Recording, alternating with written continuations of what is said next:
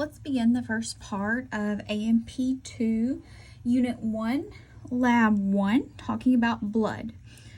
So blood is the only fluid tissue, it's a connective tissue, in the body. And it belongs to connective tissue of our four types.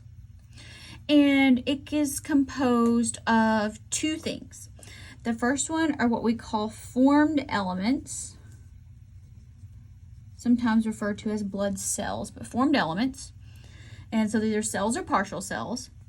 And then there is the plasma, and the plasma is not alive, and it's the fluid background. So in connective tissue, if you recall in histology, there's always a matrix, so it would be the matrix there.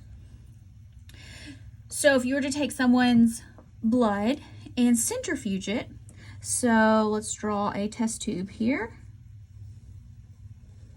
All right, so you're gonna get three little divisions. Okay, you get three stripes. The first part is gonna be kind of like a hay or a straw color. So it's gonna be kind of yellow, so yellowish. And that's gonna be the plasma, and that's gonna actually be the majority. It's not drawn to scale. It's gonna be about 55% of the blood volume is plasma. Next, you have this tiny little part here, and it's gonna be white if you can see it. And this is gonna contain your white blood cells and your platelets. And it is known as the buffy coat because it's very thin.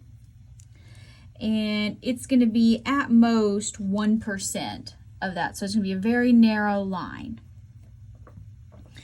And then last is going to be the red layer on the bottom.